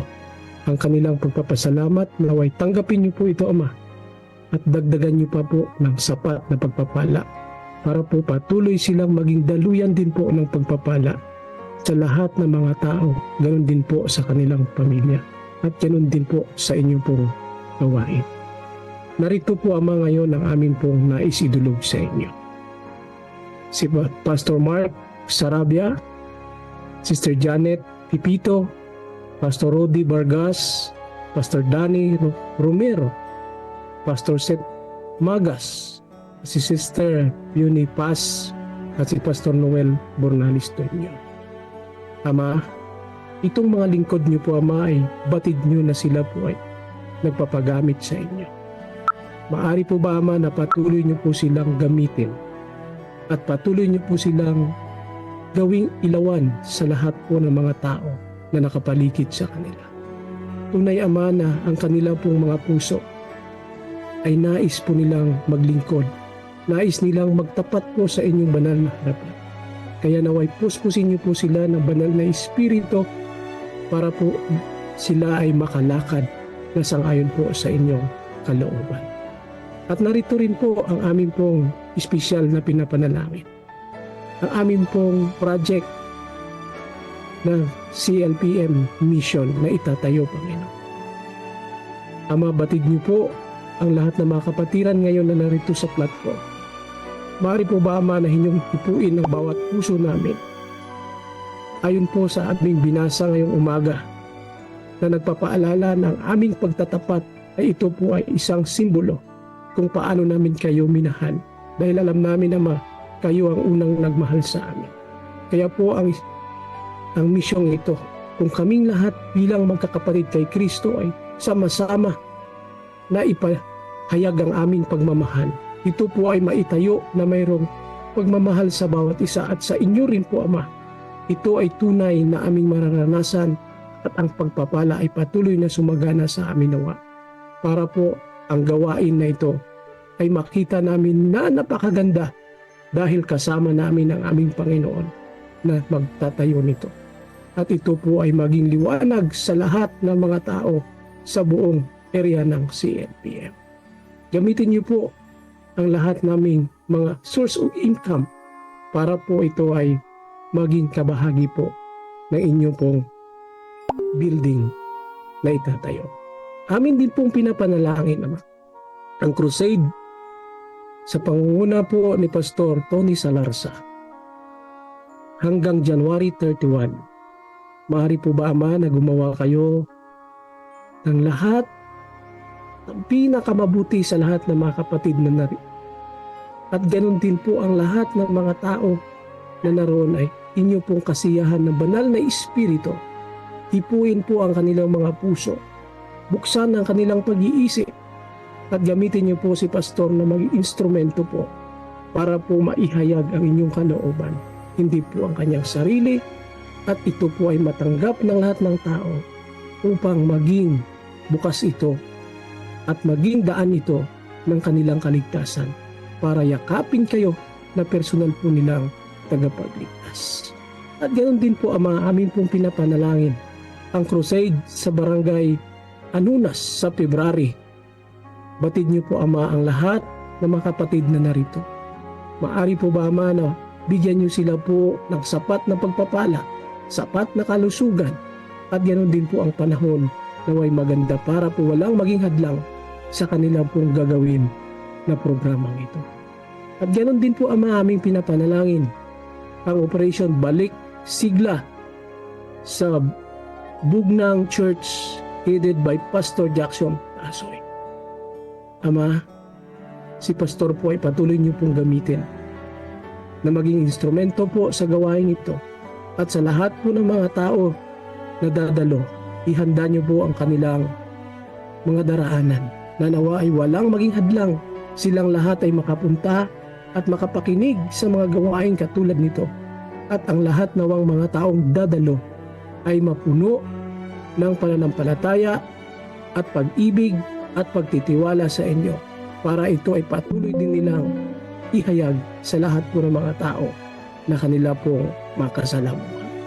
At ganoon din po, Ama, amin pong sinasama sa panalangin ang first 100 days goal ng CNTM na maging matagumpay nawa ito. Sa tulong po ninyo at sa biyaya ng aming Panginoon, ito po ay magtatagumpay kung amin lamang sundin ang kalooban ng aming Panginoon. At amin din po pinapanalangin ang lahat ng Area 2 Elders Boot Camp sa Abibig, Karanglan ngayong January 30 hanggang February 1. Pagpalain po nawa ang pagpunta ni Pastor Nelson kasama ang lahat ng mga pastor at sa lahat ng mga kapatiran. Nawa ito, Ama, ay magkaroon ito ng fellowship na totoong kasama po kayo, para ito po ay maranasan nila ang kasiyahan, kapayapaan, at ang inyong proteksyon ay maranasan nilang may payapa kung kayo ay kasama nilang gagawa nito, at ang lahat ng mga kapatid naway ma-revive sa kanila pong spiritual na kalagayan, para patuloy silang kumayo at gawin po ang pagmimisyon bago po kayo dumating na naway marami pang mga tao ang maihanda at mailapit po sa inyong paanan. At ganoon din po si Pastor Seth Magas, New Ministry sa Klaa. Ama, batid niyo po ang puso ni Pastor Seth na nais niya pong magpasakop at maglingkod sa inyo. Naway gamitin niyo siya na maging instrumento, Ama, at maging ilawan sa lugar na ito. Naway marami pa po nawang ministry ang kanyang magagawa, at marami pa pong kaluluwa ang mailapit po sa inyong paanan. Bigyan niyo po siya ng palagi na kasigasigan, at ang magandang kalusugan ay ipagkaloob po sa tuwi-tuwi na kasama ang kanyang pamilya. Kaya amin din po pinapanalangin, Ama, ang Olonga po Adventist Elementary School, camping January 29 to 30, Nursery Grade 6 with their parents. Ang mga amin po espesyal na hinihingi ang patnubay, paggabay sa kanilang paglalakbay, naway maging safe, at ito po ay maidaos ng maayos, at mayroong payapa at mayroong kasiyahan, at ito ay magpapalakas din po ng kanilang spiritual na kalagayan. Ama, narito ngayon ang aming pong mga kapatid na mayroon pong mga kahilingan. sa panguna po ni Norberto Sarapin. Siya po ngayon ay mag-undergo ng surgery. Maari po ba, Ama, na hipuin niyo po ang mapagpalang kamay ng doktor na inyo pong gagamitin ng instrumento na gawin ang pinakamabuti sa tulong po ninyo at ito po ay maidaos ng maayos. At ganoon din po si Skip Kukweko sa Klaa student na pagbabalik ang lagnat. Nawa po, Ama, patuloy niyo po itong hipuin ninyo rin pong mapagpalang kamay. Tunay na kayo po ang dakilang manggagamot at tunay na siya pong magbibigay ng kalakasan. Kaya mahipuin niyo po kung nasaan man po siya ngayong mga oras na ito, inyo pong ilapat ang inyong mapagpalang kamay para kanyang maranasan ang kapayapaan sa kanyang puso at ganoon din po ang kapanatagan sa kanyang po kalooban. At ganoon din po, Ama, aming pinapanalangin si Brother Danilo Isker. Tunay, Ama, na ito ay napakabait naming kaibigan. Napakabait na inyong anak. Batid niyo po ang kanya pong karamdaman sa mga oras na ito. Maari po ba, Ama, na inyo po siyang bigyan po ng kalakasan? Alam ko po ang kanilang pamilya ay tunay namang nalulungkot. Ba't maari po ba na inyong ipadama, inyo pong iparanas sa kanila ang banal na Espiritu, na i-comfort sila, Ama, aliwin sila, bigyan po sila ng katatagan at pananampalataya. Dahil alam namin ang lahat ng bagay sa mundong ito ay talagang bunga ito ng kasalanan. Ba't tunay na sa kabila nito nandyan po kayo nagmamasid sa bawat isa sa amin na handang tumulong sa anumang uri ng mga karamdaman at sakit. At ganoon din po, Ama, aming pinapanalangin si Ronald Mitford sa kanya pong na chronic kidney disease at si Bert Ronquillo sa cancer naman po, Ama, at si Samson Lacambra healing para din na mag-dialysis. Ama, batid niyo po ang aming tatlong magkapatid na ito sa kanila pong karanasan o karamdaman ngayon. Kung inyo pong ipagkaloob at ang inyo pa pong mapagpalang kamay ay patuloy nawang ipataw din po sa kanilang karamdaman na ito. At inyo pong gamitin sila, Ama, kahit po sila ay ngayon sa banig ng karamdaman. Pero sa pamamagitan ng mga panalangin, tunay po na sila ay patuloy pa rin po ninyong ginagamit. At ganoon din po sa kanilang buong pamilya. Ganoon din po sa lahat nilang mga pangailangan. Inyo nawang i-provide, Ama. Inyo pong gamitin ng lahat po ninyong mga kapatid na maging instrumento ng pagpapala din po sa kanila. Para po patuloy nilang maranasan ang kapayapaan na mula sa iyo. At ganoon din po, Ama, aming pong pinapanalangin si Marian Dayani Malubay, siya po ay nakaranas po ng dengue. Si Gloria Blaze sa stroke. Doon din po si Gemma Moya sa operation. At doon din po si Cristina Aguilar, Emerson Parpon, Celia Monsayak, Susana Garcia, Ilma Santos. Ito po, Ama, ay batid niyo po ang kanila pong kalagayan. Inyo nawa silang tulungan, Ama. At yan din po ang pakikisama ninyo ang kanila nawang maranasan. At ang pagpapala ay patuloy niyo pong ipagkaloob at ang comfort sa bawat pamilya nila. Inyo nawang patuloy silang pasaganahin para po patuloy silang makapaglingkod sa lahat ng panahon na mayroon pa po silang buhay na natitira.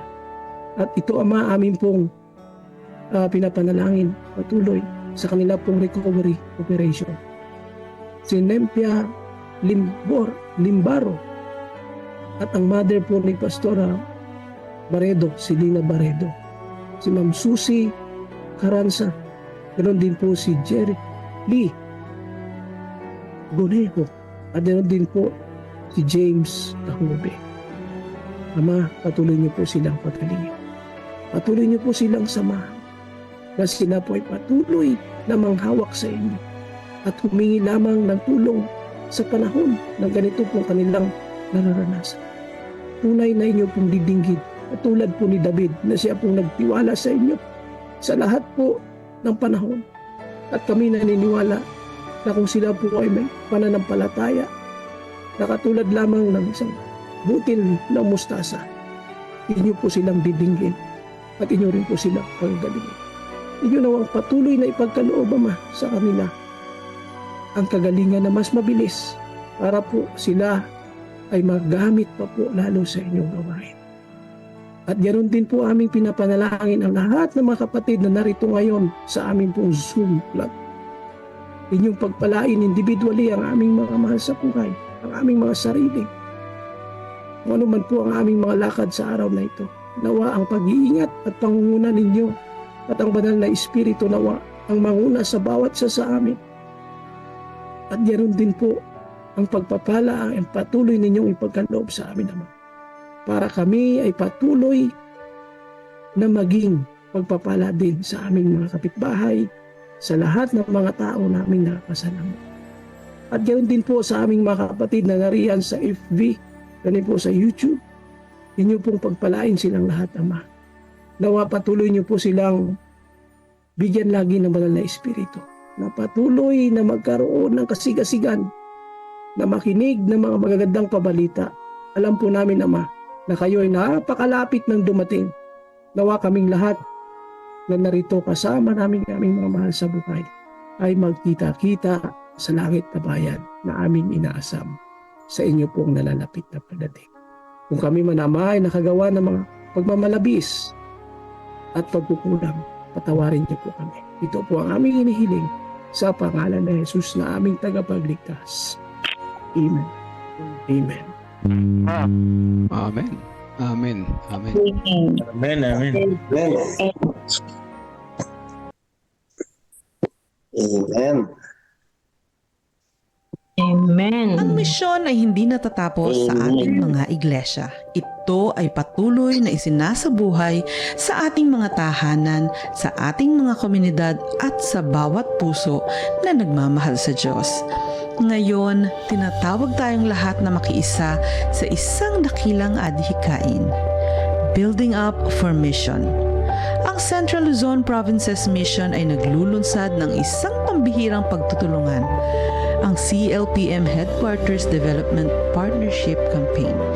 Hindi lamang ito tungkol sa pagtatayo ng isang gusali, kundi sa pagtutulungan ng mga anak ng Diyos upang itayo ang tahanan ng misyon.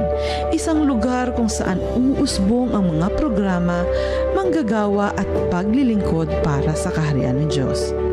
Sa ilalim ng unang pamamaraan na tatawaging 5,000 Families for the Mission Home, inaanyayahan ang bawat pamilya na maging katuwang sa gawaing ito bilang isang Mission Home partner.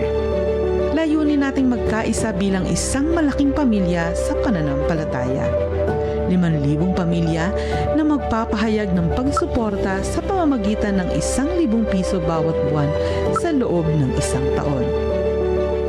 Ang bawat pamilya ay maaaring makibahagi sa iba't ibang paraan. Una, sa tithes and offering envelope na ilalagay sa others bilang CLPM Headquarters Project. Sa bank deposit o CLPM online giving, at ikatlo sa payroll deduction para sa mga CLPM workers na nais ding maging kabahagi sa programang ito. Ang mahalaga ay sama-samang paglahok dahil sa Diyos, bawat pamilya ay mahalaga. Bilang pagkilala, ang bawat Mission Home Partner ay tatanggap ng Mission Home Partner Plaque at ang kanilang mga pangalan ay itatala sa Wall of Faith ng bagong CLPM Headquarters. Ang mga iglesyang magpapakita ng lubos na pakikibahagi ay kikilalanin bilang Faith Builder Churches. Sa bawat quarter, tayo ay magtitipon sa pasasalamat upang ipagdiwang ang mga kwento ng pananampalataya sa mga panalangin ng pag-asa at ang kabutihang ginawa ng Diyos sa ating kalagitnaan. Ito ay higit pa sa proyekto. Ito ay pagkakaisa.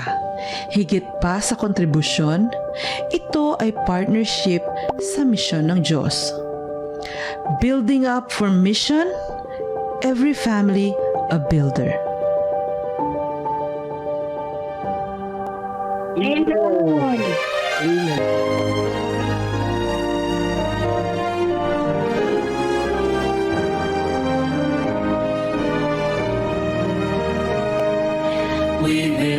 to speak boldly far and near. Jesus is the only way.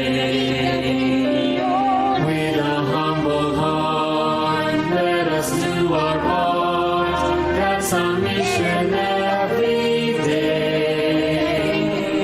Prophecies fulfilled, there's no time to waste. Let's declare that Jesus saves. Christ so loved the world that he gave his life. This truth we shall proclaim. Grounded in the Bible, focused on the nation, till we see him high in the clouds. Soon we'll hear the trumpets, thunder will be sounding. Here he comes, the King of Kings. That's the King.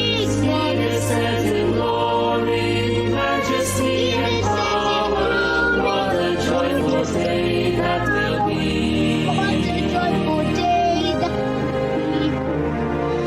We've been called to pray for the latter rain and to walk in unity. Hand in hand we stand all across the land, reaching for the world to see. He's the great I am, he is Lord of lords, worthy of our highest praise. Wonders will be seen as the Spirit leads, evolving,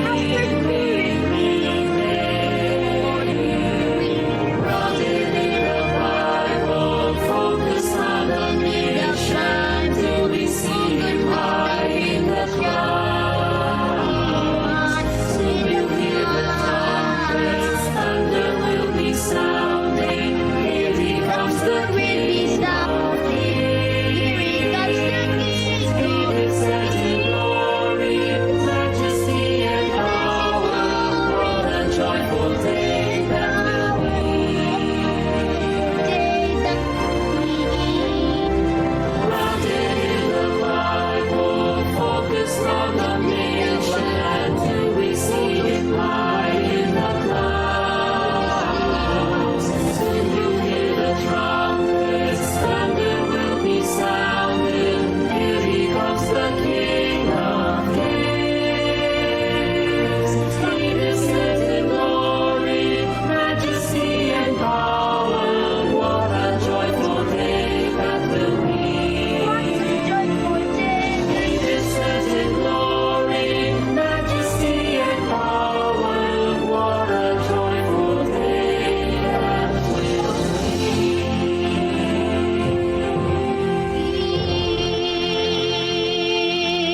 be. Pastor Noel, closing prayers. Let us pray.